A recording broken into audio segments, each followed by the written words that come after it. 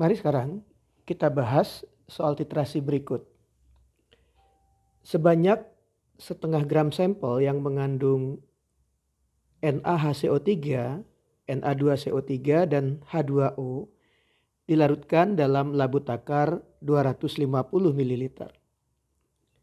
Alikuat larutan ini sebanyak 25 ml dipanaskan dengan 50 ml larutan HCl 0,01255 molar. Setelah dingin, kelebihan HCl dititrasi dengan 2,34 ml larutan NaOH 0,01063 molar untuk mencapai titik akhir fenolftalin. Ke dalam 25 ml alikuot yang lain ditambahkan larutan BaCl2 berlebih untuk mengendapkan seluruh ion karbonat.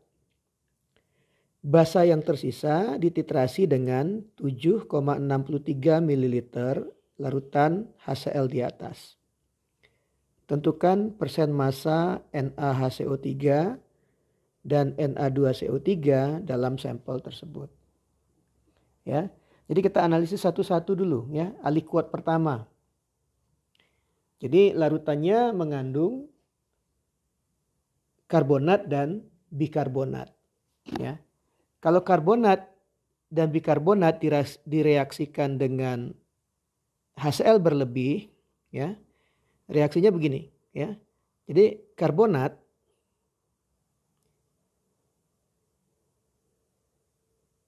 itu akan bereaksi dengan ion H+ menghasilkan hidrogen karbonat. Ya. Nah, ion bikarbonatnya, ya, HCO3- itu akan bereaksi dengan ion H+ menghasilkan H2CO3. Ya. Ini reaksi yang terjadi. Nah, kalau jumlah milimol karbonatnya adalah A, maka HCl yang diperlukan adalah 2A milimol. Kalau HCO3- ya, milimolnya adalah B, maka H+ yang diperlukan adalah B juga. Jadi total milimol H+ yang diperlukan itu adalah 2A ditambah B, ya.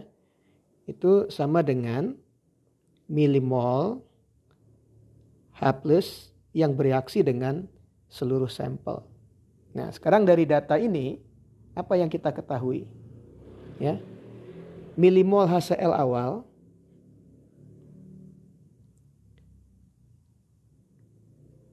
terus sama dengan 50 ml kali konsentrasinya, yaitu 0,01255 molar.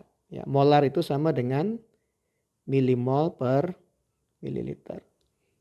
Ya, jadi milimol HCl awalnya adalah 0,6275 milimol. Lalu sisa dari H+, ya, itu dititrasi dengan NaOH.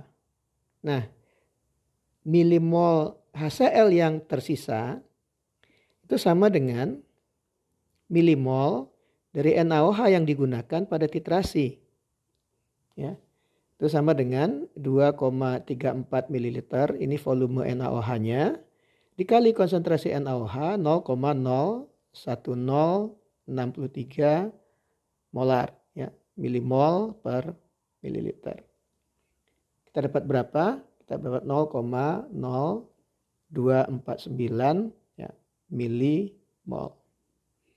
Jadi berapa banyak milimol HCl yang bereaksi?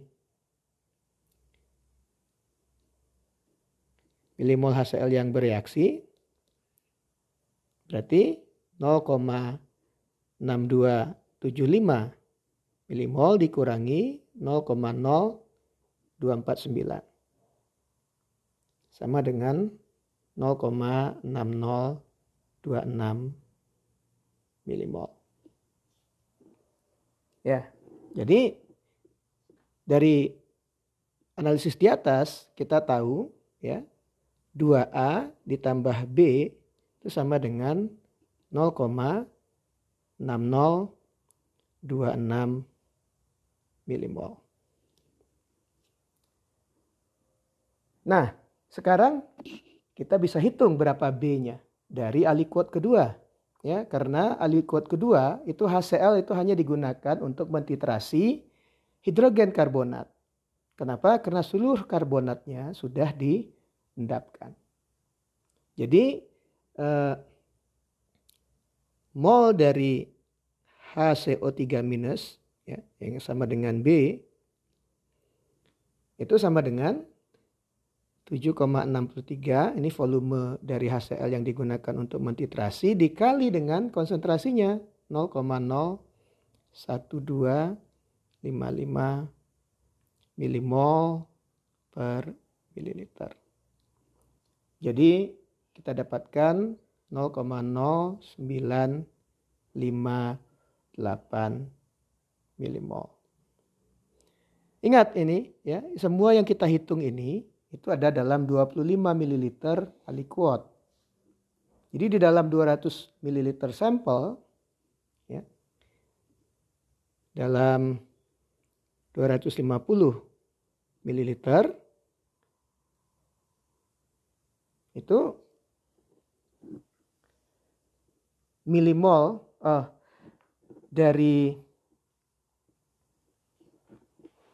kita hitung satu-satu dulu. Jadi sebelum kita kalikan ke sampel ya, dari persamaan ini kita tahu sekarang ya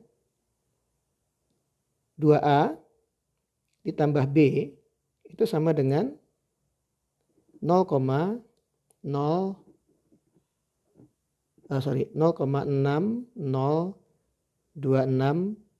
milimol ya. B-nya kita sudah tahu ya, segini. Ya. Jadi kalau ini saya hapus untuk menghemat tempat ya. 2A ditambah 0,0958 karena itu B-nya ya, sama dengan 0,6026 milimol. Kita bisa hitung A di sini ya. A adalah 0,2534 milimol ya. Jadi ini ada dalam 25 ml aliquot. Ini dalam 25 ml aliquot. Dalam 250 ml kita tinggal kalikan faktor 10 ya. Jadi dalam 250 ml ya, milimol dari CO3 2- itu sama dengan 250 per 25 kali 0,2534 milimol ya, sama dengan 2,534 milimol. Mol dari bikarbonatnya sama dengan 250 per 25 kali 0,0958. Ya, ini sama dengan 0,958 milimol. Ya, sekarang kita tinggal hitung ya, persen Na2CO3 ya, yaitu massa CO3 dibagi massa sampel dikali 100%. Milimol Na2CO3 sama dengan milimol CO3 2-. Ya. Jadi milimolnya adalah 2,534 milimol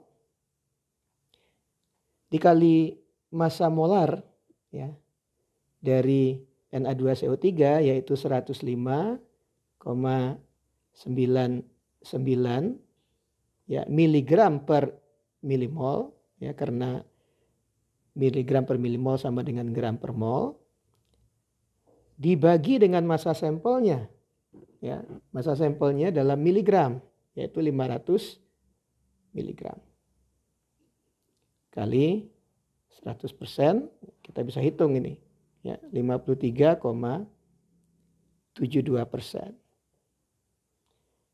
Dengan cara yang serupa, kita bisa hitung berapa massa NaHCO3. Ya. Milimolnya kita tahu, ya, yaitu 0,958 milimol dikali massa molarnya 84,01 miligram per milimol dibagi massa sampel 500 miligram, ya, kali 100%. Kita dapat 16,10%. Ya. Jadi ini adalah jawaban dari pertanyaan ini.